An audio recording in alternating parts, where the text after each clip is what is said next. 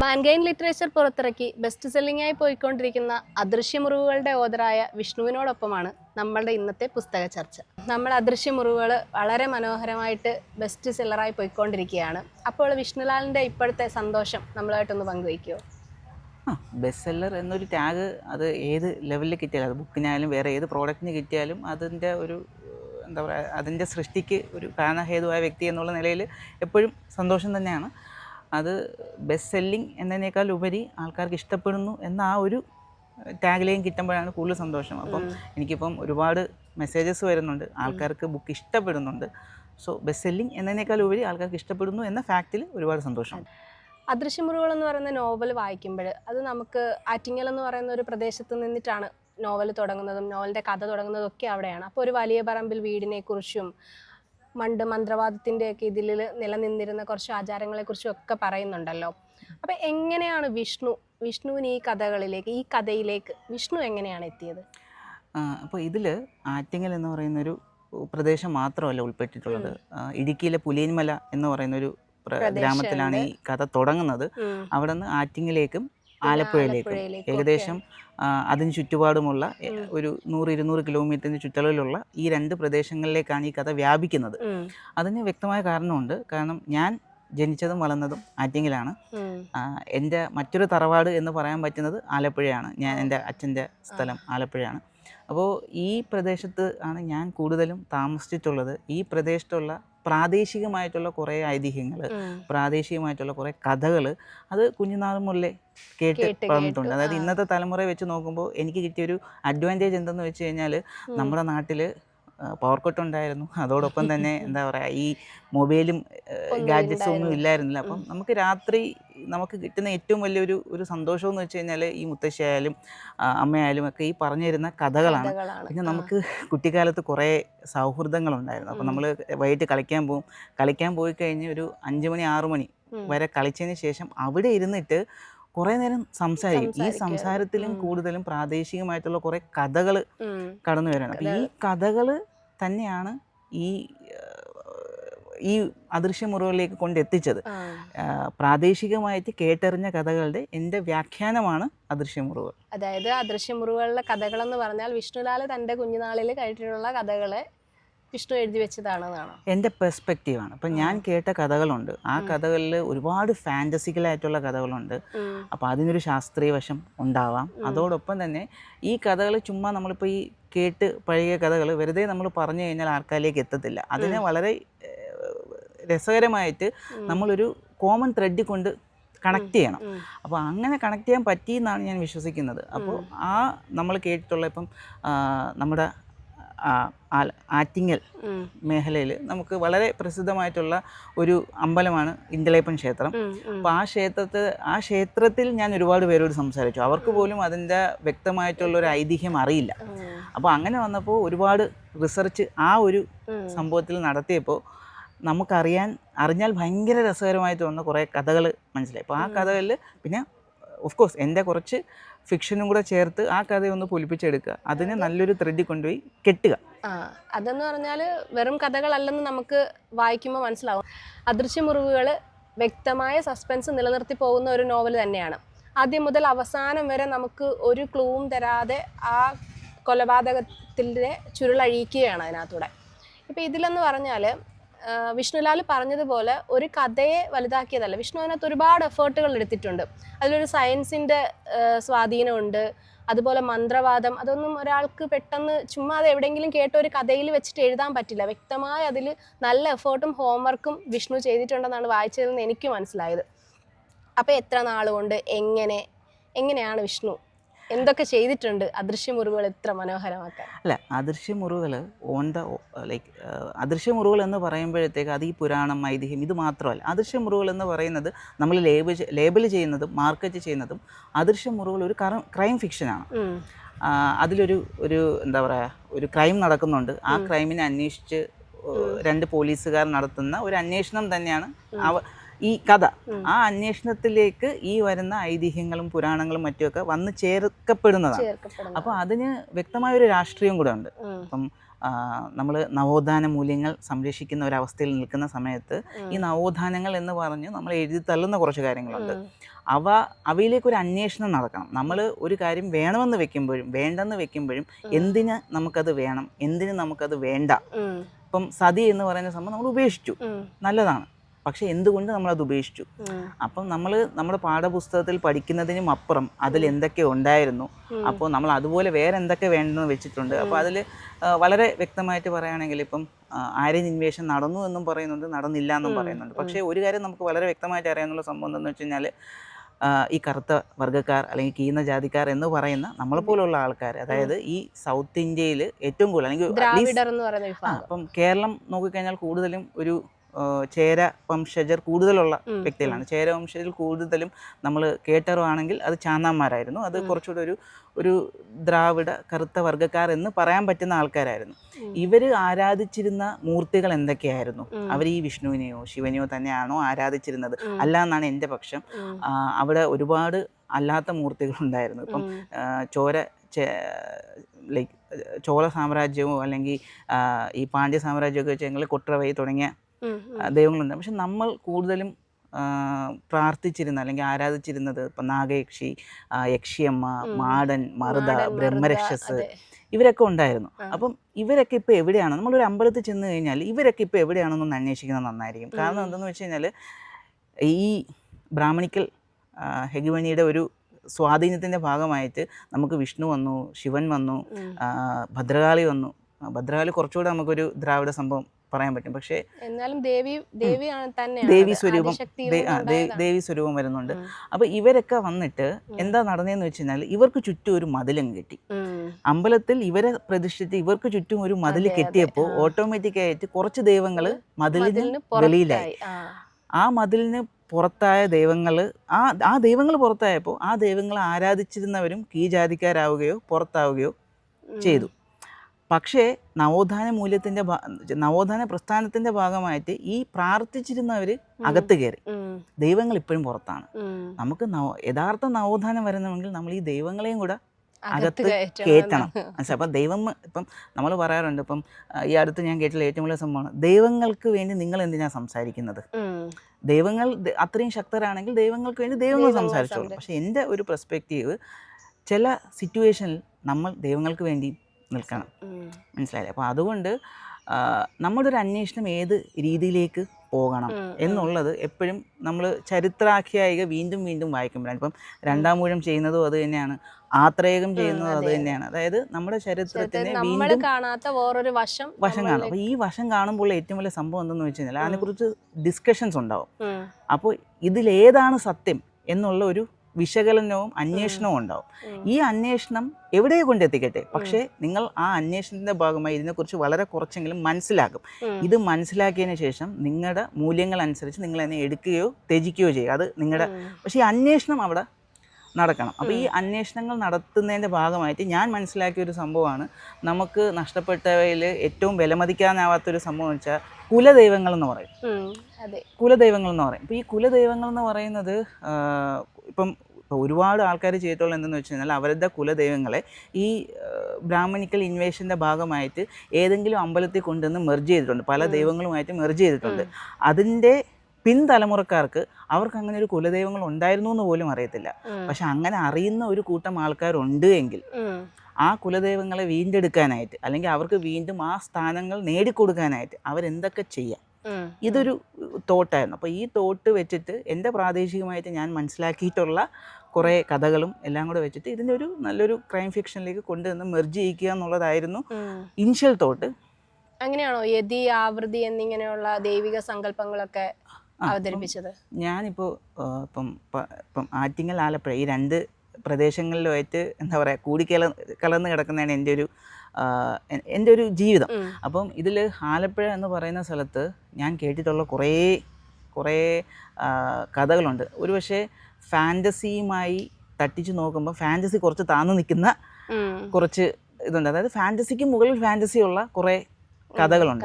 അപ്പോൾ ഇതൊക്കെ വെറും കഥകളായിട്ട് കേട്ട് മറക്കാൻ പറ്റുമായിരുന്നു. പക്ഷേ ഈ കഥകളൊക്കെ നടന്നു എന്ന് പറയുന്നത് ഇന്നേക്കൊരു 60-80 വർഷങ്ങൾക്ക് മുമ്പ് ആണ്. അന്ന് ജീവിച്ചിരുന്നതിൽ ഒരുപാട് പേര് ഇന്നും ജീവിച്ചിരിപ്പുണ്ട്. അതോടൊപ്പം തന്നെ ഞാനിത് കേട്ട സമയങ്ങളിൽ എന്നോട് ഇത് പറഞ്ഞു തന്നിട്ടുള്ള ആൾക്കാർ അവർ കണ്ടു എന്ന് പറഞ്ഞു തന്നിട്ടുള്ള കാര്യങ്ങളാണ്. അപ്പം ഞാൻ അവരുടെ പെർസ്പെക്റ്റീവ് അവരുടേതായിട്ട് തന്നെ ഞാൻ എഴുതി വെച്ചിട്ടുണ്ട്. ഇതിലൊരു സയൻസ് ഉണ്ടോ, ഇതിലൊരു മിത്തുണ്ടോ, ഇതിലൊരു ഐതിഹ്യം ഉണ്ടോ എന്നൊക്കെ ഉള്ളത് അവർക്ക് തന്നെ എടുക്കാൻ പറ്റും. അപ്പോൾ അങ്ങനെ ഇതിലേക്ക് കൊണ്ടുവന്ന 2 ക്യാരക്ടേഴ്സാണ്, അല്ലെങ്കിൽ 2 ദൈവങ്ങളാണ് ഈ ആവൃതിയും യതിയും. പേരുകൾ ഞാൻ എൻ്റെ ഫിക്റ്റീഷ്യസ് ആയിട്ട് കൊടുത്തതാണെങ്കിലും ആ ദൈവങ്ങൾ ചെയ്തു എന്ന് പറയുന്നതും ഈ ആലപ്പുഴ നടന്നു എന്ന് പറയുന്നതും ഒക്കെ ആയിട്ടുള്ള സംഭവങ്ങൾ ഞാൻ കേട്ടറിഞ്ഞിട്ടുള്ളതും കണ്ടു എന്ന് പറഞ്ഞ ആൾക്കാരെ കേട്ടിട്ടുള്ളതും പിന്നെ കുറച്ച് ഞാൻ എൻ്റെ മനോഗതവും അതിൽ ആഡ് ചെയ്തിട്ടുണ്ട്. പക്ഷേ അങ്ങനെ ഇപ്പം ഒരു ജനതയുടെ അല്ലെങ്കിൽ ഒരു വർഗത്തിൻ്റെ കുലദൈവമായിരുന്ന ഇവർ എങ്ങനെയാണ് ഇന്ന് വിസ്മൃതിയിൽ അകപ്പെട്ടു പോയത്, അവരെ തിരിച്ചു കൊണ്ടുവരാനും വേണ്ടിയിട്ട് അതോടൊപ്പം തന്നെ നമ്മൾ ഏറ്റവും കൂടുതൽ നമ്മുടെ വ്യാഖ്യാനങ്ങളിൽ ഏറ്റവും കൂടുതൽ മിസ്ഇൻറ്റർപ്രറ്റ് ചെയ്തിട്ടുള്ളൊരു കഥാപാത്രമാണ് ഘടോൽക്കച്ചൻ. അതിനെക്കുറിച്ച് ഒരുപാട് പേര് എഴുതിയിട്ടുണ്ട്. ഇപ്പം നമ്മുടെ രണ്ടാമൂഴമായാലും ശരി, പാത്രയമായാലും ശരി, എനിക്കൊന്ന് ഘടോൽക്കച്ചൻ എന്ന് തന്നെ പറഞ്ഞ് പുസ്തകങ്ങൾ എഴുതിയിട്ടുണ്ട്. പക്ഷേ ഈ ഘടോൽക്കച്ചൻ ഏറ്റവും കൂടുതൽ ഇന്നും നിലനിൽക്കുന്നതും ഘടോൽക്കച്ചൻ്റെ കഥകൾ ഏറ്റവും കൂടുതൽ നിലനിൽക്കുന്നതും ഘടോൽക്കച്ചൻ വസിച്ചിരുന്നു എന്ന് പറയുന്നതുമായിട്ടുള്ളത് ആസാമിലെ മായോങ് എന്ന് പറയുന്ന സ്ഥലമാണ്. അപ്പോൾ അവിടെ ഇപ്പോഴും ഘടോൽക്കച്ചൻ്റേത് എന്ന് പറഞ്ഞ് കുറേ ശിലാലിഖിതങ്ങളും മറ്റു കാര്യങ്ങളും ഒക്കെ ഉണ്ട്. അപ്പോൾ അതിനെയൊക്കെ വേണ്ട രീതിയിൽ എക്സ്പ്ലോർ ചെയ്യപ്പെട്ടിട്ടുണ്ടോ എന്നുള്ള കാര്യത്തിൽ എനിക്ക് ഒരു സംശയം. അപ്പോൾ അതിനെയും ഇതിൽ ഇൻ്റഗ്രേറ്റ് ചെയ്യണം എന്ന് ആഗ്രഹം ഉണ്ടായിരുന്നു. അപ്പോൾ ഒരു വലിയ കോൺസ്പിറസി എന്നൊക്കെ പറയത്തില്ലേ, ഞാൻ എൻ്റെ പുസ്തകത്തിലൂടെ വലിയൊരു കോൺസ്പിറസിയാണ് എന്താ പറയുക മുന്നോട്ട് വെച്ചിരിക്കുന്നത്. അത് ഞാൻ കോൺസ്പിറസി തന്നെയാണ്, അങ്ങനെ ഗൂഢാലോചന സിദ്ധാന്തമാണ്. ഇതിൽ ഫാക്റ്റ് ഉണ്ടോ എന്ന് ചോദിച്ചു കഴിഞ്ഞാൽ ഇതിൽ പല കാര്യങ്ങളും നിങ്ങൾ ഗൂഗിളിൽ സെർച്ച് ചെയ്ത് കഴിഞ്ഞാൽ ഇത് ഫാക്റ്റാണോ ഫിക്ഷനാണോ എന്ന് അറിയാൻ പറ്റാത്ത കുറേ കാര്യങ്ങളുണ്ട്. ഇനി ഈ പ്രദേശങ്ങളിൽ ഇപ്പോൾ ഇന്തലേപ്പൻ ക്ഷേത്രമോ അതുമായി ചേർന്നിരിക്കുന്ന പ്രദേശങ്ങളിലോ നിങ്ങൾ ചെന്ന് കഴിഞ്ഞാൽ ഇതിൽ പല കഥകളും നിങ്ങൾ ഫാക്റ്റ് ആണോ എന്നുള്ള രീതി തന്നെ കേൾക്കും. അപ്പോൾ ഇത് ഫിക്ഷനാണോ ഫാക്റ്റാണോ എന്ന് നിങ്ങൾക്കും അറിയില്ല, ഇത് പല കാര്യങ്ങളും ഫിക്ഷനാണോ ഫാക്റ്റാണോ എന്ന് എനിക്കും അറിയില്ല. പക്ഷേ ഇങ്ങനെയൊക്കെ നമ്മൾ കേട്ടിട്ടുണ്ട്, ഇങ്ങനെയൊക്കെ നമ്മൾ അറിഞ്ഞിട്ടുണ്ട്. അപ്പോൾ ഇപ്പോൾ എനിക്ക് കഥ കേട്ട് വളരാനൊരു അവസരം ഉണ്ടായിട്ടുണ്ട്. പക്ഷേ ഇന്നത്തെ ഡിജിറ്റൽ യുഗത്തിൽ അത് എത്ര പേർക്ക് കിട്ടുമെന്ന് അറിയത്തില്ല. അപ്പം ഈ കഥകളൊക്കെ ഇപ്പം നമ്മൾ വായ്മൊഴിയായി കേട്ട് വരുന്ന പല കഥകളും ആയിപ്പോയിട്ടുണ്ട്. അതിൽ രേഖപ്പെടുത്തി വെച്ചിട്ടുള്ളവ പിന്നെയും ആരെങ്കിലുമൊക്കെ ഇപ്പം രാമായണമായാലും മഹാഭാരതമായാലും അന്നത് ആദ്യം വായ്മൊഴി മാത്രമേ ഉണ്ടായിരുന്നുള്ളൂ. അത് രേഖപ്പെടുത്തി വെച്ചത് കൊണ്ട് അതിൻ്റെ ഒരു പാർട്ടെങ്കിലും ഇന്നും ആൾക്കാർ വായിക്കുന്നു. അതുപോലെ പലതും രേഖപ്പെടുത്തി വെച്ചിട്ടുണ്ട്. അപ്പം ഞാൻ ഈ കേട്ട കഥകളിൽ പലതും ഞാൻ എവിടെയും വായിക്കുന്നില്ല. പക്ഷേ ഇന്നും ആ ഒരു ഏജ് ഗ്രൂപ്പുള്ള ഒരു മോർ ദാൻ 70 to 80 ഏജ് ഗ്രൂപ്പിലുള്ള പലരോടും ചോദിച്ചു കഴിഞ്ഞാൽ അവർക്ക് ഈ കഥ അറിയാം. പക്ഷേ ഇത് നിങ്ങൾ എവിടെ വായിച്ചു ആർക്കും അറിയില്ല, കേട്ടറിവ് മാത്രമേ ഉള്ളൂ. അപ്പോൾ അതുകൊണ്ട് ആ കേട്ടറിഞ്ഞ കഥകൾ അങ്ങനെ പെട്ടെന്ന് വിസ്മൃതിയിലായി പോയാലോ എന്നുള്ള ഭയം കൊണ്ട് ഞാൻ അത് എഴുതി സൂക്ഷിക്കുന്നു, അത്രേ ഉള്ളൂ. അതുവഴി ഇനി വരുന്ന തലമുറയ്ക്കിലേക്ക് ഈ കഥകൾ പകർന്നു കൊടുക്കുക എന്ന് പറയുന്ന ഒരു ലക്ഷ്യം കൂടി ഉണ്ട്. പകർന്നു കൊടുക്കുക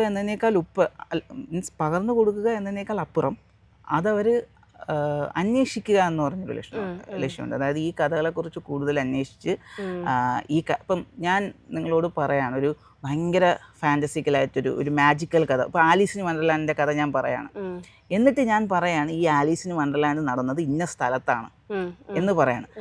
ഞാൻ ആ സ്ഥലം പറഞ്ഞില്ലെങ്കിൽ അത് ഒരു ഫിക്ഷണൽ കഥയാണ്.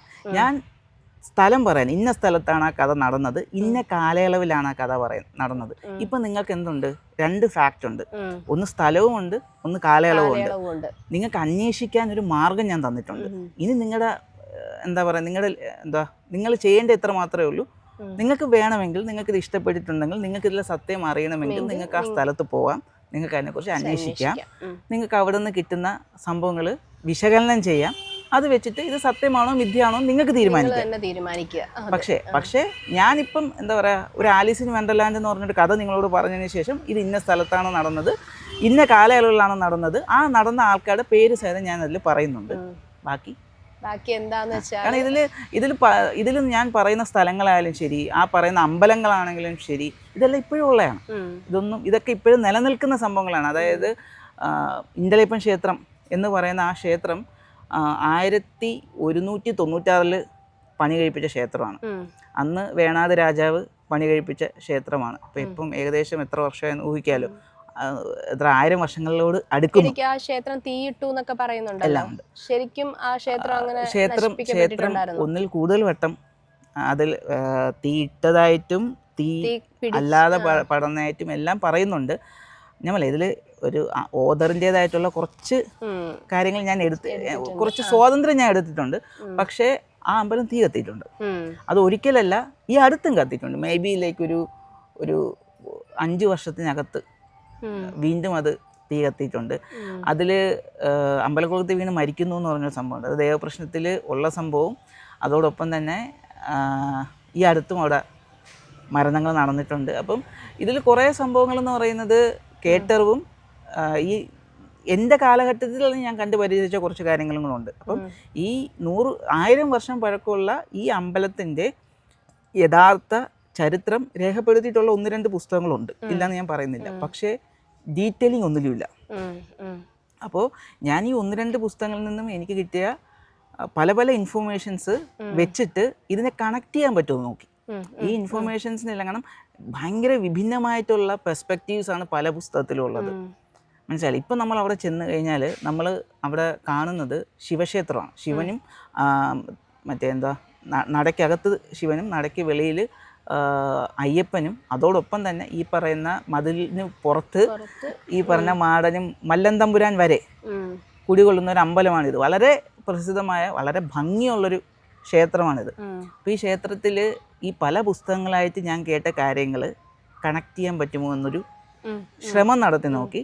അപ്പോൾ അതിൽ മിസ്സിങ് ആയിട്ടുള്ള കുറച്ച് എലിമെൻ്റ് ഉണ്ടായിരുന്നു. അത് ഞാൻ എൻ്റെ ഭാവന വെച്ചിട്ട് വികസിപ്പിച്ചെടുത്ത് ഞാൻ ഒരുവിധം ഇത് കണക്ട് ചെയ്തപ്പോൾ ഇതൊരു ശിവക്ഷേത്രമേ അല്ല എന്നുള്ള കാര്യം നമ്മൾ മനസ്സിലാക്കി. കാരണം ശിവക്ഷേത്രം എന്ന് പറഞ്ഞു കഴിഞ്ഞാൽ ഇത് 1196 ഇത് പണിത് തുടങ്ങുന്നത്. അന്ന് വേണാട് രാജാക്കന്മാരാണ് ഇത് പണിയുന്നത്. ജയദ്രഥൻ എന്ന് പറഞ്ഞ ഒരു രാജാവാണ് ഇത് പണിയുന്നത്. അവനവഞ്ചേരി എന്ന് പറഞ്ഞ സ്ഥലത്താണ് ഇത് പണിയുന്നത്. ഈ അവനവഞ്ചേരി എന്ന് പറയുന്ന സ്ഥലം ഉണ്ടായത് ഈ ജയദ്രഥൻ എന്ന് പറയുന്ന തൃപ്പേരൂർ സ്വരൂപത്തിലെ രാജാവിൻ്റെ നാള് തിരുവോണമാണ്. തിരുവോണത്തിന് അവർ ആവണം എന്ന് പറഞ്ഞു. ആവണം നാളിലുള്ള രാജാവ് പണിത മീൻസ് രാജാവ് അവിടെ ഒരു ചന്ത ഉണ്ടാക്കുന്നുണ്ട്. ആ ചന്തയ്ക്ക് ആവണിച്ചേരി എന്ന് പറഞ്ഞു. ആവണിയുടെ ചേരി, മനസ്സിലായി. ആ ചന്തയുടെ ചേർന്നുള്ള ഒരു അമ്പലം അവർ പണിയുന്നു. അവരൊരിക്കലും ഒരു ശിവക്ഷേത്രം പണിയില്ല. കാരണം അവർ പ്രാർത്ഥിക്കുന്ന മൂർത്തികളിൽ ശിവനില്ല. അവർ ഒന്ന് ഭഗവതി ഭക്തരാണ്. പിന്നെ മാത്രമല്ല ഈ ആയ് വംശജരില്ലേ, ആയ് വംശജരും ആ സമയത്ത് പ്രബലരായിരുന്നു. വേണാട് രാജാക്കന്മാരും ഉണ്ടായിരുന്നു. ആയ് വംശജർ മേ ബി ലൈക്ക് 12,000 അവരുടെ ഒരു ഡിക്ലൈൻ ഉണ്ടാകുന്നത്. അപ്പോൾ അവരെന്ന് പറഞ്ഞാൽ കൂടുതലും ഈ യാദവ സമൂഹം പോലെയായിരുന്നു. അതായത് അവരുടെ മെയിൻ ജോലി എന്ന് പറയുന്നത് ഈ ഗോക്കള മേയ്ക്കലും മറ്റുമാണ്. അപ്പോൾ അവർ കൂടുതലും ആരാധിച്ചിരുന്നത് തങ്ങളുടെ പശുക്കളെ രക്ഷിക്കുന്ന ഇണ്ടില ഇരയപ്പൻ എന്ന് പറയുന്ന ഒരു ദൈവത്തെയാണ് അവർ ബേസിക്കലി ആരാധിച്ചിരുന്നത്. അപ്പം ഇണ്ടില ഇരയപ്പനും ഇണ്ടിലയപ്പനും നമുക്ക് ഭയങ്കരമായിട്ട് റിലേറ്റ് ചെയ്യാൻ പറ്റുന്നുണ്ട്. അപ്പോൾ അതുകൊണ്ട് ഉറപ്പായിട്ടും ഇവരവിടെ പണിതിട്ടുണ്ട് എങ്കിൽ ഒന്നുകിൽ ഒരു ദേവീക്ഷേത്രം അല്ലെങ്കിൽ ഈ ഗോക്കളെ സംരക്ഷിക്കുന്ന ഇണ്ടിലയിരപ്പൻ ക്ഷേത്രമായിരിക്കും. അപ്പം മോസ്റ്റ് പ്രോബബ്ലി അത് ഇണ്ടിലയിരപ്പൻ ക്ഷേത്രം തന്നെയാണ്. മനസ്സിലായില്ലേ? അപ്പോൾ അവിടെ എങ്ങനെയാണ് അവിടെ പിന്നെ ഒരു ശിവക്ഷേത്രം വന്നത്? അത് എനിക്ക് തോന്നുന്നതെന്ന് പറഞ്ഞാല് ഇണ്ടിളയപ്പൻ എന്ന് പറയുന്നത് ശിവന്റെ പ്രതിരൂപമാണല്ലോ. അങ്ങനെ വെച്ചിട്ടാവാം അത് ശിവക്ഷേത്രം. അവിടെയാണ് പറയുന്നത് ശിവൻ എന്ന് പറയുന്ന ഒരു കോൺസെപ്റ്റ് അവർ ആരാധിച്ചിരുന്നില്ല. നമ്മളെ ഒരു ശിവം എന്ന് പറയുന്ന കുറച്ചുകൂടെ ഒരു ശൈവ ദൈവമാണ്. ഈ യാദവർ അവർ പ്രാർത്ഥിക്കുന്നുണ്ടെങ്കിൽ കൂടിയും അവർ കൂടുതലും പ്രാർത്ഥിച്ചിട്ടുണ്ടാകുക കുറച്ചുകൂടെ ഒരു വൈഷ്ണവ ദൈവത്തെ ആയിരിക്കും. മാത്രമല്ല ഇവർ ബേസിക്കലി ഈ അന്ന് ഈ വേണാട് രാജാക്കന്മാർ ആ സമയത്ത് കൂടുതലും ദേവീഭക്തന്മാരായിരുന്നു. അവർ വന്ന് അവിടെ ഒരു ശിവക്ഷേത്രം തുടങ്ങുക, അത് സ്വന്തം നാളിൽ അവർ വന്നൊരു ശിവക്ഷേത്രം തുടങ്ങുക എന്നുള്ളത് ഈ പുള്ളിക്കാരൻ അതായത് ഈ വേണാട് രാജ്യത്തെ ഈ ജയദ്രഥൻ എന്ന് പറയുന്ന രാജാവ് തന്നെയാണ് അവിടെ വീരളം എന്ന് പറയുന്ന ക്ഷേത്രം ഉണ്ടായിട്ടുള്ളത്. അതൊരു ശ്രീകൃഷ്ണ ക്ഷേത്രമാണ്. അതിലൊരു ആംബിഗിറ്റി ഇല്ലേ, അതായത് ജയദ്രഥൻ എന്ന് പറയുന്ന വൈഷ്ണവ ഭക്തനായിട്ടുള്ള രാജാവ് പോയി ഒരു വിഷ്ണു അല്ലെങ്കിൽ ഒരു ശ്രീകൃഷ്ണ ക്ഷേത്രം ഉണ്ടാക്കി എന്ന് പറയുന്നത് ലോജിക്കലാണ്. അതേ രാജാവ് പോയി കുറച്ചപ്പുറത്തായിട്ട് ഒരു ശിവക്ഷേത്രം ഉണ്ടാക്കി എന്ന് പറയുന്നത് ലോജിക്കലല്ല. മനസ്സിലായില്ലേ? ഇവര് യാദവരാണ്. യാദവ ക്ഷേത്രങ്ങളും തൻ്റെ പശുക്കളുടെ സമൃദ്ധിക്കും വേണ്ടിയുള്ള ക്ഷേത്രമാണ് ഉണ്ടാകുന്നത്. അത് പശുക്കളുടെ ദൈവമായിട്ടുള്ള ഇന്ദില ഇരയപ്പൻ എന്ന് പറയുന്ന ക്ഷേത്രമാവാനാണ് സാധ്യത. അത് അങ്ങനെയാവാം. അപ്പൊ പിന്നീട് വന്ന തലമുറ ഈ പറഞ്ഞതുപോലെ പൈതൃകവും നമ്മുടെ ചരിത്രവും ഒക്കെ നഷ്ടപ്പെട്ടു പോയി. അല്ല, അതിനുശേഷം നമുക്ക് ഒരുപാട് ഇൻവേഷൻസും മറ്റുമൊക്കെ നടന്നിട്ടുണ്ട്. അതിനുശേഷം ഈ ഇൻവേഷൻ്റെ ഭാഗമായിട്ട് തന്നെ നമ്മുടെ ഒരുപാട് ക്ഷേത്രങ്ങളുടെ ആ ഒരു എന്താ പറയുക അവസ്ഥ തന്നെ മാറിയിട്ടുണ്ട്. ഈ ഇൻവേഷനിൽ ഒന്ന് തന്നെയാണ് ആര്യൻ ഇൻവേഷനും എന്ന് ഞാൻ മനസ്സിലാക്കുന്നു. അപ്പം ഇൻവേഷൻ നടന്നിട്ടില്ല എങ്കിലും ആര്യൻ മൈഗ്രേഷനെങ്കിലും നടന്നിട്ടുണ്ട്. മനസ്സിലായില്ലേ? അപ്പം ഈ ജാതി വ്യവസ്ഥയിൽ തന്നെ ഈ 1100 ശേഷം 1700 വരെയുള്ള കാലഘട്ടത്തിൽ വന്നിട്ടുള്ള വിപ്ലവകരമായിട്ടുള്ള മാറ്റമുണ്ട്. അപ്പം ഈ മാറ്റങ്ങൾ വെച്ച് നോക്കുമ്പോൾ ഇന്ന് ഈ പുറത്ത് കാണുന്ന ഞാൻ അവിടെ ആ അമ്പലത്തിൽ പോയി ഒരുപാട് പേര് ചോദിച്ചു, ഈ മല്ലൻ തമ്പുരാൻ ആരാണെന്ന് ചോദിച്ചു. ഞങ്ങൾ പ്രാർത്ഥിക്കുന്ന ഒരു ദൈവം, അതിനപ്പുറത്തേക്ക് ആരാണെന്ന് അറിയത്തില്ല. കാരണം മതിൽക്കെട്ടിന് വെളിയിലുള്ള ദൈവമാണ്, അവർ കൺസേൺഡേ അല്ല. അപ്പം ഞാൻ പറയുന്ന സംഭവം എന്തെന്ന് വെച്ച് കഴിഞ്ഞാൽ, ഈ മതിൽക്കെട്ടിന് വെളിയിലുണ്ടായിരുന്ന ദൈവങ്ങളും ഈ ഇന്ദലേരപ്പനും ഒക്കെയാണ് തിരുനടയ്ക്ക് ഉള്ളിലുണ്ടായിരുന്നത്. ഈ കടന്നുകയറ്റത്തിൻ്റെ ഭാഗമായി അവിടെ വേറെ ദൈവങ്ങൾ വന്നു. ആ ദൈവങ്ങൾ തിരുനടയ്ക്കുള്ളിലാവുകയും ഇവർ പുറത്താവുകയും ചെയ്തതോടുകൂടി അമ്പലത്തിൻ്റെ ഐതിഹ്യവും മാറി. കാരണം നമുക്കിപ്പം മണ്ണാർശാലയിൽ ഇന്ന് പോയാലും എന്ന് പോയാലും നമ്മൾ ഒരൊറ്റ ഐതിഹ്യമേ കേൾക്കത്തുള്ളൂ. വെറ്റിക്കോട് നമ്മൾ പോയി കഴിഞ്ഞാൽ നമുക്ക് ഒറ്റ ഐതിഹ്യമുള്ളൂ.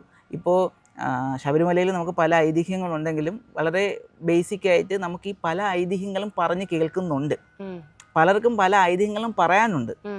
നിങ്ങൾ ഇന്ത്യയിലെ ക്ഷേത്രത്തിൽ പോയി നോക്കൂ, അല്ലെങ്കിൽ ഞാൻ ഈ പറഞ്ഞ അമ്പലത്തിൽ പോയി നോക്കൂ, അവിടെ ഉള്ളവർക്കോ ചുറ്റുപാടുമുള്ളവർക്കോ വ്യക്തമായൊരു ഐതിഹ്യം പറയാനില്ല. അതെന്തുകൊണ്ടായിരിക്കും?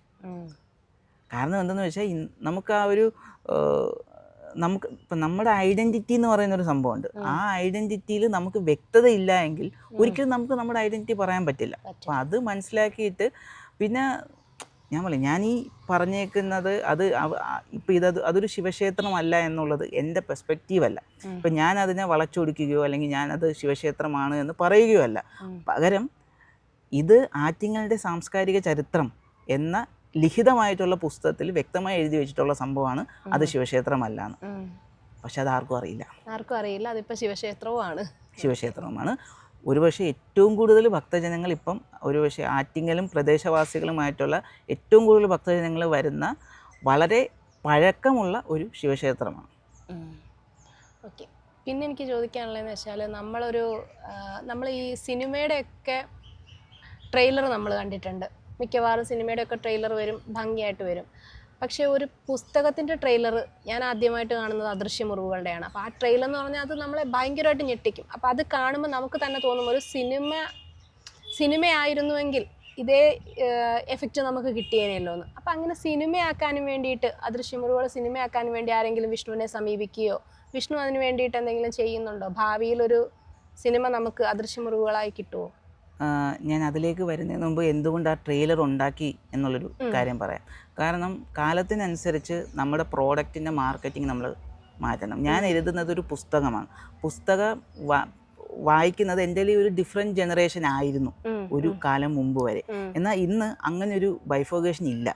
ഇന്നെന്ന് പറഞ്ഞു കഴിഞ്ഞാൽ സംഭവം, അതായത് യുഗം കുറച്ചുകൂടി ഡിജിറ്റലൈസ് ആയപ്പോൾ എല്ലാവരുടെയും കയ്യിൽ ഒരു സ്മാർട്ട് ഫോൺ ഉള്ള സമയത്ത് ഈ പുസ്തകം വായിക്കുന്നവർ പോലും അവരുടെ ഒരു വലിയൊരു സമയം ഈ ഡിജിറ്റൽ മീഡിയയിലേക്ക് മാറ്റിയിട്ടുണ്ട്. അപ്പോൾ അവരെ വീണ്ടും പുസ്തകത്തിലേക്ക് കൊണ്ടുവരണം. അവർക്കൊരു പുസ്തകം വായിക്കാൻ തോന്നണം. അങ്ങനെയാണ് എങ്കിൽ ആ വിഷ്വൽ ഒരു ഇമ്പാക്റ്റ് നമ്മൾ ആദ്യമേ കൊടുക്കണം, അല്ലെങ്കിൽ ഒരു ഇമ്പൾസ് ആദ്യമേ കൊടുക്കണം. ആ ഇമ്പൾസ് വെച്ചിട്ട് അവർ തപ്പിപ്പോകണം.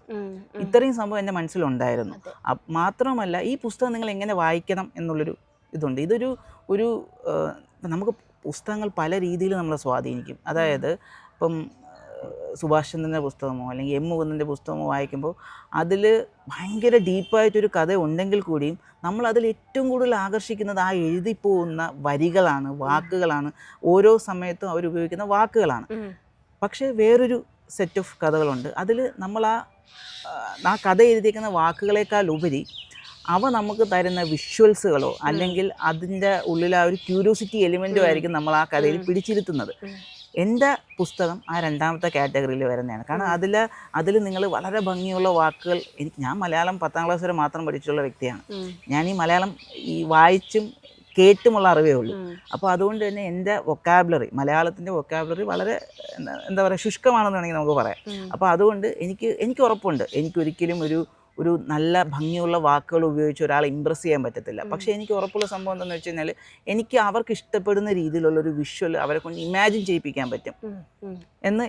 ആ ഉറപ്പിൻ്റെ ഒരു കാരണം എന്തെന്ന് വെച്ച് കഴിഞ്ഞാൽ ഞാൻ 2007 ആദ്യമായിട്ട് ഷോർട്ട് ഫിലിം ചെയ്തിട്ടുള്ള വ്യക്തിയാണ്. എൻ്റെ ആദ്യ ഷോർട്ട് ഫിലിം നടക്കുന്നത് 2007 ഇപ്പോൾ 2025 എത്തിക്കുമ്പോൾ അത്രയും വർഷത്തെ ഒരു എക്സ്പീരിയൻസ് ഷോർട്ട് ഫിലിം മേക്കിങ്ങിൽ എനിക്കുണ്ട്.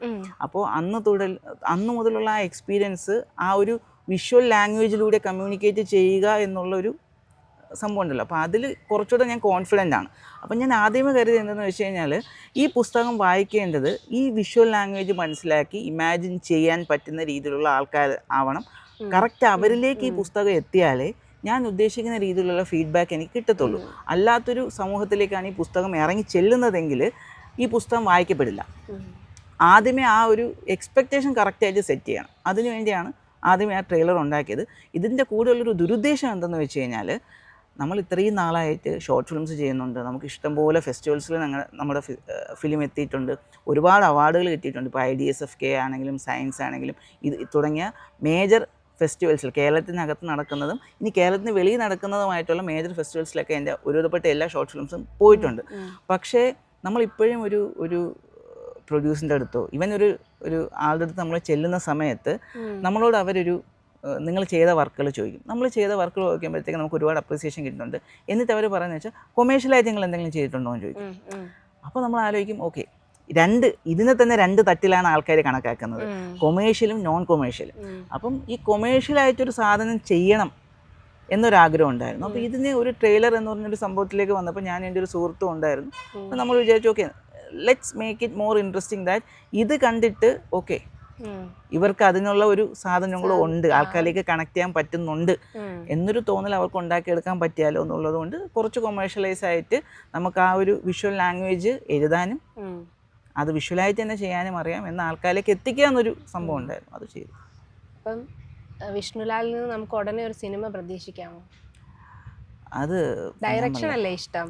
ഏറ്റവും ഇഷ്ടം.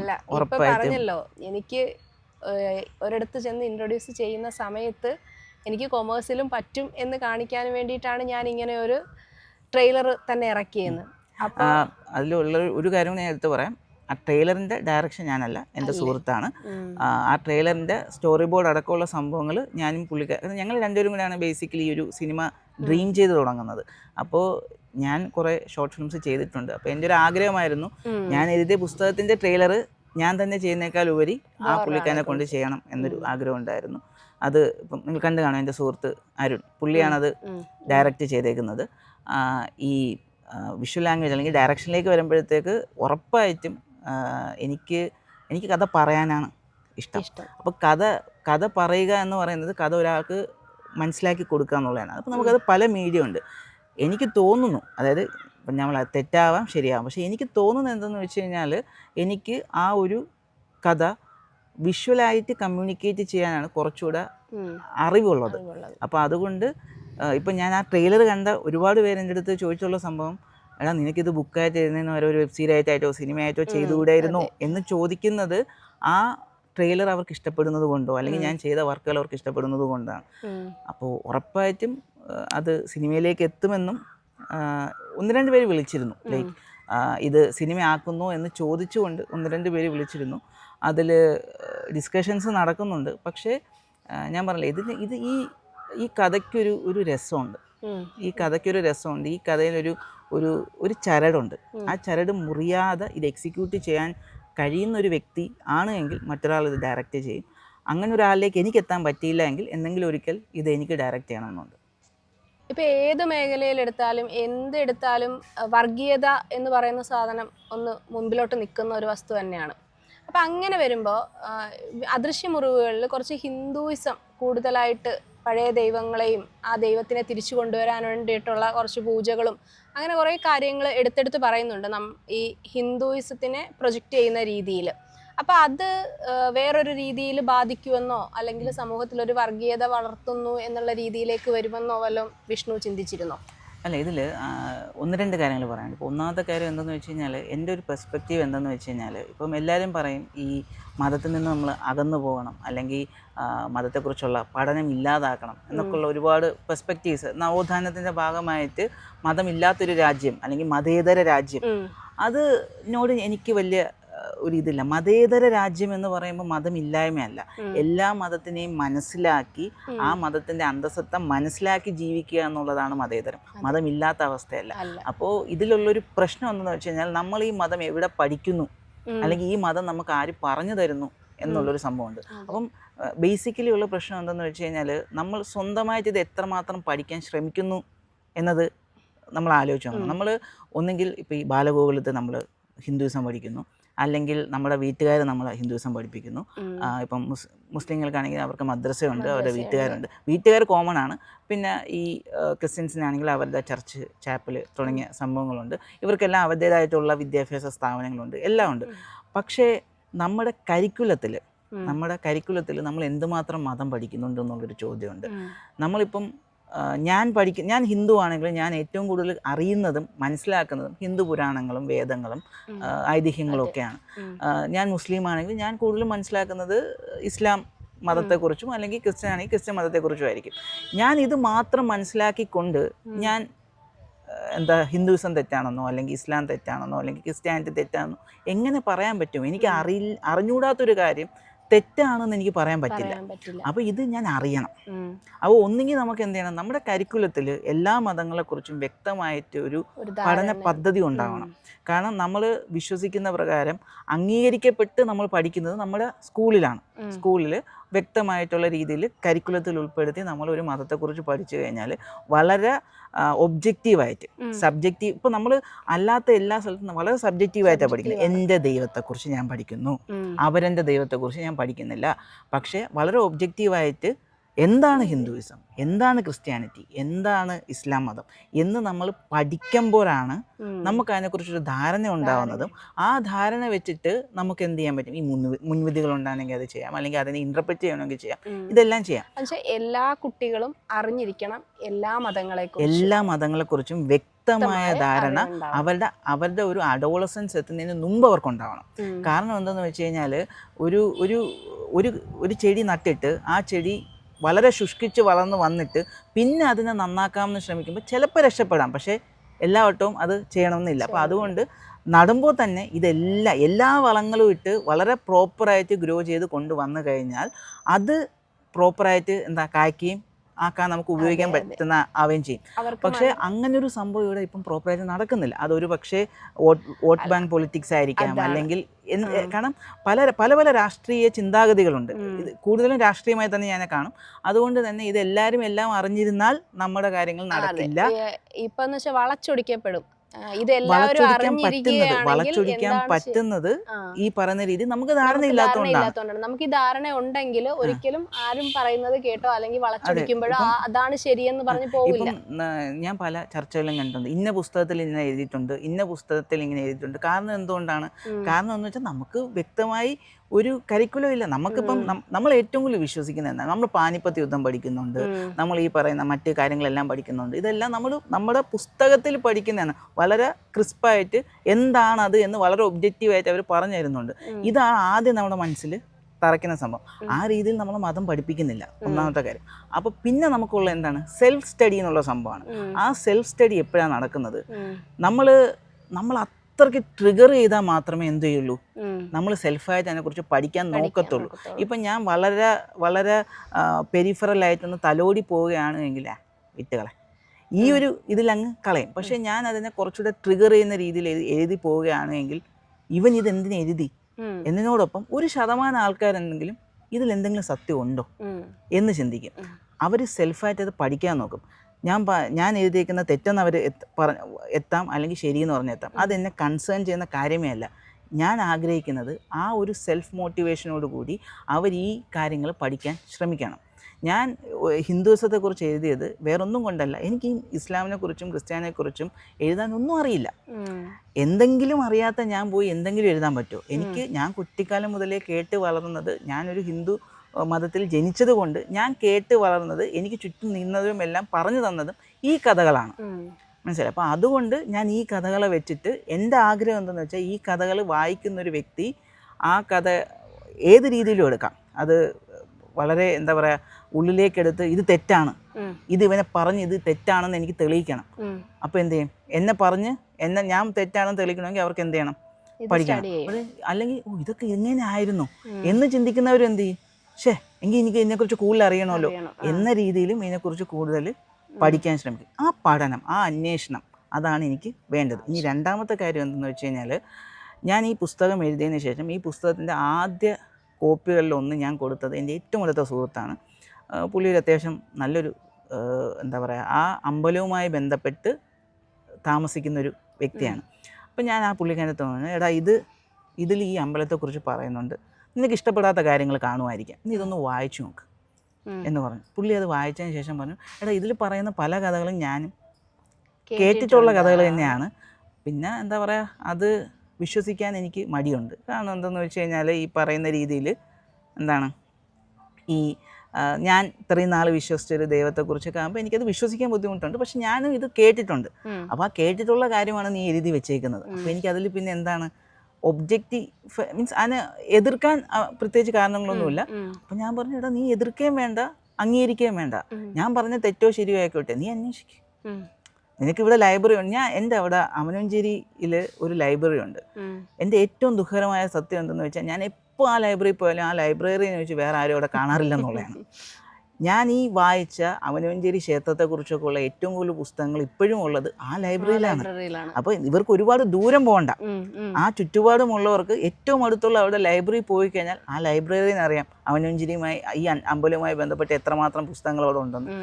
പുള്ളിക്കാരൻ തന്നെ തന്നോളും, അത് വായിച്ചാൽ മാത്രം മതി. അപ്പം നിങ്ങൾക്ക് വലിയ ബുദ്ധിമുട്ടൊന്നുമില്ല, എതിർക്കുകയോ അംഗീകരിക്കുകയോ അത് പെർഫെക്റ്റ്ലി. കാരണം എനിക്ക് എൻ്റെ ഈ പ്രായത്തിനുള്ളിൽ ഞാൻ മനസ്സിലാക്കിയ കാര്യങ്ങൾ, അല്ലെങ്കിൽ ഞാൻ ഇമാജിൻ ചെയ്തെടുത്ത കാര്യങ്ങളൊക്കെയാണ് അതിൽ ഉള്ളത്. അത് തെറ്റോ ശരിയോ എന്ന് നിങ്ങൾ വിശകലനം ചെയ്യുന്നതിനേക്കാളുപരി അത് തെറ്റോ ശരിയോ എന്ന് നിങ്ങൾ അന്വേഷിച്ച് കണ്ടെത്തുക.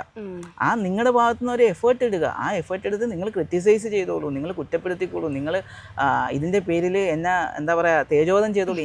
എന്നെ അത് ബാധിക്കുന്ന കാര്യമില്ല. കാരണം അതറിയാൻ ശ്രമിക്കുക, അത് മാത്രമാണ് ഞാൻ ഉദ്ദേശിക്കുന്നത്. പിന്നെ അമ്പലത്തിലുമായി ഇത്രയും ചേർന്ന് നിൽക്കുന്ന ഒരു വ്യക്തിക്ക് അത് വായിച്ചിട്ട് വളരെ കൂൾ മൈൻഡോട് കൂടി എന്നോട് സംസാരിക്കാമെങ്കിൽ എനിക്ക് ഉറപ്പുണ്ട് ആ ഏരിയയിൽ ഇത് വായിക്കുന്ന ആർക്കും അതുമായി ബന്ധപ്പെട്ട് ബുദ്ധിമുട്ടുണ്ടാകാൻ സാധ്യതയില്ല. ഈ കഥകൾ കേട്ടറിഞ്ഞിട്ടല്ലാതെ വിഷ്ണുവിന് വേറെ എന്തെങ്കിലും ബന്ധമുണ്ടോ ഈ അമ്പലമായിട്ടോ അല്ലെങ്കിൽ ഈ കഥയിലെ കഥാപാത്രങ്ങളുമായിട്ടോ? ഉണ്ട്. അത് ഈ കഥയിൽ ഈ കഥ ഇവിടെ അവസാനിക്കുന്നില്ല എന്നുള്ളത് ഒരു സംഭവമാണ്. ഈ കഥയിൽ വളരെ കുറച്ച് മാത്രം എക്സ്പ്ലോർ ചെയ്തിട്ടുള്ള 2 കഥാപാത്രങ്ങളുണ്ട്. 2 അല്ല, ആക്ച്വലി 3 കഥാപാത്രങ്ങളുണ്ട്. ഒന്ന് തീരെ എക്സ്പ്ലോർ ചെയ്യുന്നില്ല. രാമൻ വൈദ്യൻ എന്ന് പറയുന്നൊരു കഥാപാത്രമുണ്ട്. അത് എൻ്റെ തന്നെ ഒരു ആൻസിസ്റ്ററാണ്. അതുപോലെ തന്നെ ഇതിൽ വാസുദേവൻ ഭാഗവതർ എന്ന് പറയുന്നൊരു പുള്ളിയുണ്ട്. അതെൻ്റെ ഗ്രേറ്റ് ഗ്രാൻഡ് ഫാദറാണ്. അതുപോലെ തന്നെ ഇതിൽ പെരുന്നോളർ എന്ന് പറഞ്ഞൊരു ദുർമന്ത്രവാദിയെ കാണിക്കുന്നുണ്ട്. അത് ആലപ്പുഴയിലുള്ള എൻ്റെ ഡിസ്റ്റൻറ്റ് റിലേറ്റീവാണ്. അപ്പം ഇത് പറയാൻ കാരണം എന്തെന്ന് വെച്ച് കഴിഞ്ഞാൽ, ഇവരെക്കുറിച്ചുള്ള കഥകളൊന്നും എനിക്ക് പുറത്തുനിന്നല്ല കിട്ടുന്നത്. ഇപ്പം അതിൽ വളരെ ഇൻട്രസ്റ്റിംഗ് ആയിട്ടുള്ള സ്റ്റോറി ഉണ്ട്. അതായത് മള്ളൂരും 1000 രൂപയും ഉണ്ടെങ്കിൽ ആർക്കും ആരെയും കൊല്ലാം എന്ന് നരിമാനിൽ സുരേഷ് ഗോപി പറയുന്നുണ്ട്. അപ്പം ഈ ഡയലോഗ് കേൾക്കുന്ന സമയത്ത് ഒരു വലിയൊരു ശതമാനം ആൾക്കാരും ഇതൊരു സിനിമാ ഡയലോഗിനപ്പുറത്തേക്കൊരു ഇത് കൊടുക്കുന്നില്ല. എന്നാൽ അതൊരു റിയൽ സംഭവമാണ്. ഈ മള്ളൂർ എന്ന് പറയുന്ന ഒരു അഡ്വക്കേറ്റ് ജീവിച്ചിരുന്നു. ആ വ്യക്തിക്ക് അന്നത്തെ 1000 രൂപ എന്ന് പറഞ്ഞാൽ ഇന്നൊരു പക്ഷേ ലക്ഷങ്ങളോ കോടികളോ വിലമതിക്കുന്ന അത്രയും രൂപ കൊടുത്ത് ഒരു കൊലപാതക കേസല്ല, കൊലപാതക ശ്രമത്തിൽ നിന്നും ഒരാളെ രക്ഷിച്ചെടുത്തിട്ടുണ്ട്. ആ രക്ഷിച്ചെടുത്തിട്ടുള്ളത് ഈ രാമൻ വൈദ്യൻ എന്ന് പറയുന്നത് എൻ്റെ എന്താ പറയുക മുത്തശ്ശൻ എന്ന് പറയാൻ പറ്റില്ല, എൻ്റെ മുത്തശ്ശിയുടെ അപ്പൂപ്പനായിട്ട് വരും. അതായത് എൻ്റെ അമ്മയുടെ അപ്പൂപ്പൻ, അത്രയും ഇതുണ്ട്. അപ്പം പുള്ളിക്കാരനാണ് ഇത് ചെയ്തിട്ടുള്ളത്. അപ്പം അമ്മയുടെ അപ്പൂപ്പൻ എന്ന് പറയുമ്പോൾ കാലഘട്ടം ആലോചിച്ച് നോക്കണം. ആ കാലഘട്ടത്തിൽ അങ്ങനെ ഒരു കാര്യം ചെയ്തിട്ടുള്ള വ്യക്തിയാണ്.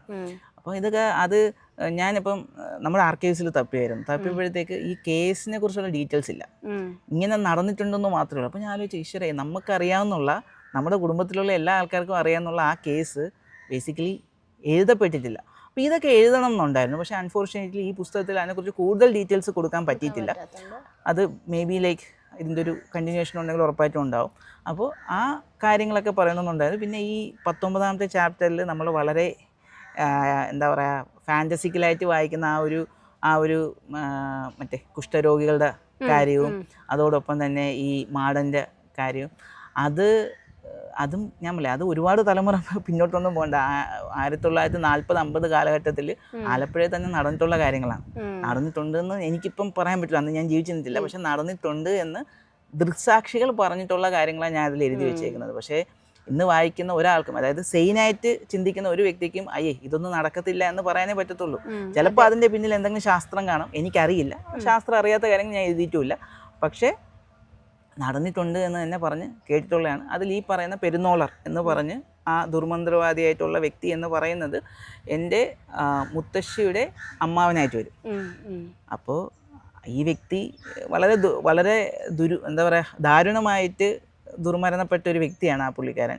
ഈ മന്ത്രവാദത്തിൻ്റെ തന്നെ കാര്യത്തിൽ അതൊക്കെ ഇന്നും ആ ഏരിയയിലൊക്കെ ഉള്ള ആൾക്കാർ ഇന്നും ഭയത്തോടു കൂടി മാത്രം അവിടെ ആ പുള്ളിക്കാരൻ മരിച്ചു എന്ന് പറയപ്പെടുന്ന സ്ഥലത്ത് ഇന്നും അവിടെയുള്ള ആൾക്കാർക്ക് പോകാൻ ഭയമാണ്.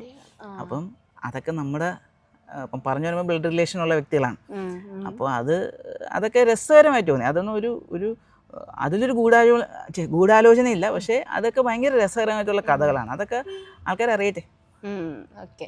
അപ്പോൾ ഒരു സെക്കൻഡ് പാർട്ടോ അതിന് വേണ്ടിയിട്ട് പ്രിപ്പറേഷൻസ് ഒക്കെ തുടങ്ങിയോ, അതോ അങ്ങനെ ഒരു ആലോചന മാത്രമേ ഉള്ളൂ?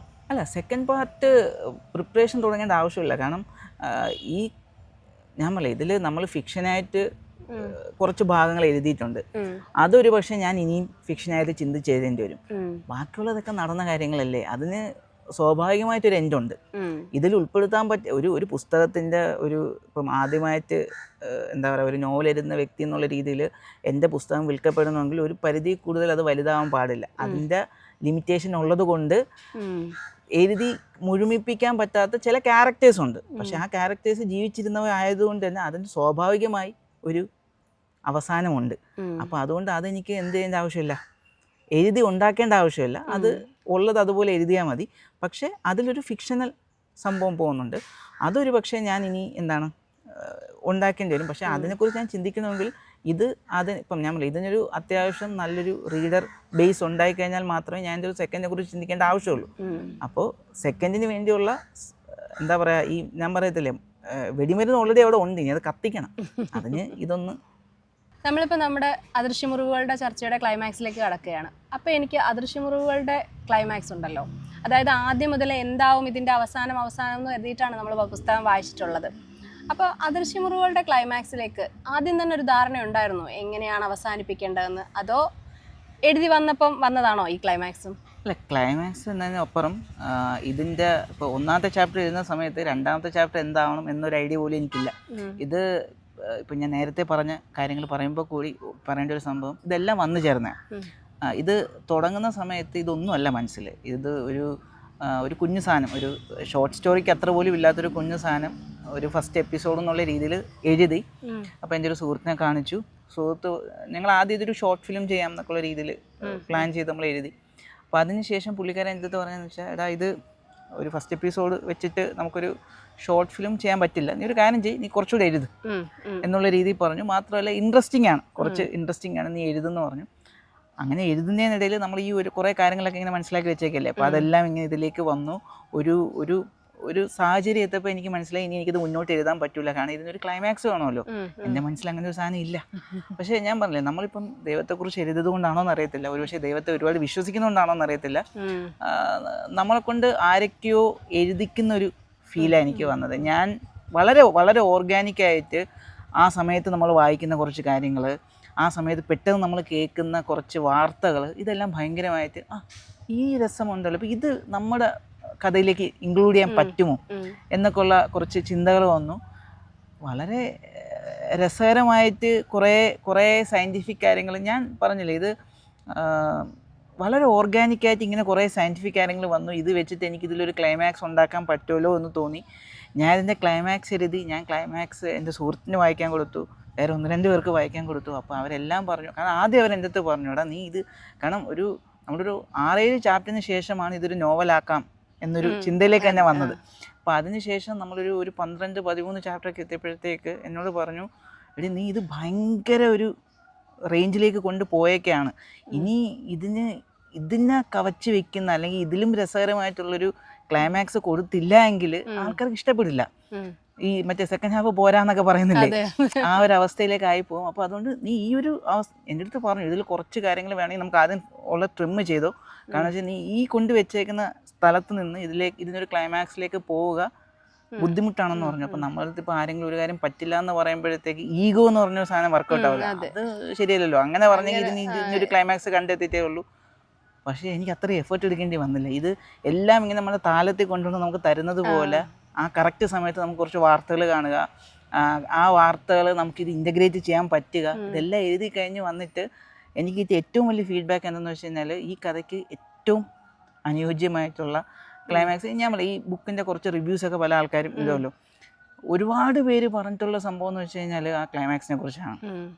അവർ അത് സാറ്റിസ്ഫൈഡ് ആണ്. അതായത് ആ ആദ്യം കൊടുത്ത ഒരു കുറേ സിറ്റുവേഷൻസ് വെച്ച് നോക്കുമ്പോൾ ആ സിറ്റുവേഷൻസിന് സാറ്റിസ്ഫൈ ചെയ്യത്തക്ക രീതിയിലുള്ളൊരു ക്ലൈമാക്സ് അവർക്ക് കിട്ടിയെന്ന് പറഞ്ഞു. അത് സത്യസന്ധമായിട്ട് പറഞ്ഞാൽ അത് എൻ്റെ കഴിവല്ല, കാരണം അത് ഇപ്പോഴും എനിക്ക് അതിനെക്കുറിച്ച് വലിയ ധാരണയില്ല, എങ്ങനെയാണ് ഞാൻ ആ ക്ലൈമാക്സിലേക്ക് വന്നെത്തിയെന്നുള്ളത്. അതായത് 26 ചാപ്റ്റർ ഉണ്ട്, അതിലൊരു 23ാമത്തെ ചാപ്റ്റർ എഴുതുന്ന സമയത്തും ക്ലൈമാക്സ് എൻ്റെ മനസ്സിലില്ല. ഞാൻ വളരെ സത്യസന്ധമായിട്ട് പറയാണ്.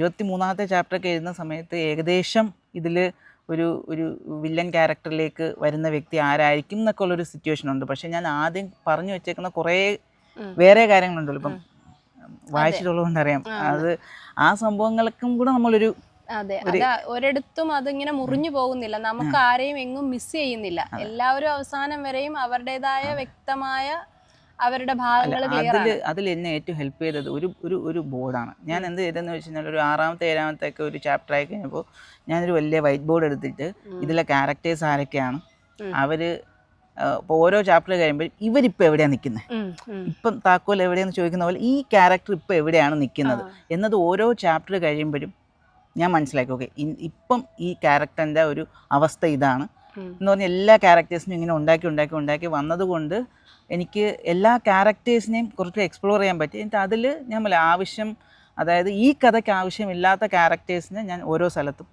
നിർത്തി. ഓക്കെ, ഈ ക്യാരക്ടർ ഇനി ഇതുവരെ മതി, കാരണം ഇനി ഗോയിങ് ഫോർവേഡ് ഈ ക്യാരക്ടറിന് ഇമ്പോർട്ടൻസ് ഇല്ല എന്നുള്ള രീതിയിൽ ഒഴിവാക്കിയിട്ടുണ്ട്. പക്ഷേ ഈ ക്യാരക്ടേഴ്സിനെല്ലാം യഥാർത്ഥ ജീവിതത്തിൽ ഒരു ക്ലൈമാക്സ് ഉണ്ട്. അതിൽ ചില ക്യാരക്ടേഴ്സിൻ്റെയൊക്കെ ക്ലൈമാക്സുകൾ ഭയങ്കര ഇമോഷണലി നമ്മളെ ഹോണ്ട് ചെയ്യുന്ന ക്ലൈമാക്സുകളുണ്ട്. ചില ക്യാരക്ടേഴ്സിന് നമുക്ക് വിശ്വസിക്കാൻ പറ്റാത്തത്ര ഫാൻറ്റസി ഉള്ള യഥാർത്ഥ ജീവിതത്തിൽ ക്ലൈമാക്സ് ഉള്ള കുറച്ച് ആൾക്കാരുണ്ട്. അപ്പം അവരെയൊക്കെ എനിക്ക് ഇനിയും എക്സ്പ്ലോർ ചെയ്യണം എന്നുണ്ട്. അത് ഇനി ഈ പുസ്തകത്തിൻ്റെ ബാക്കിയുള്ള നാൾ വഴിയിൽ നമുക്കത് ചിന്തിക്കാൻ പറ്റുമായിരിക്കും.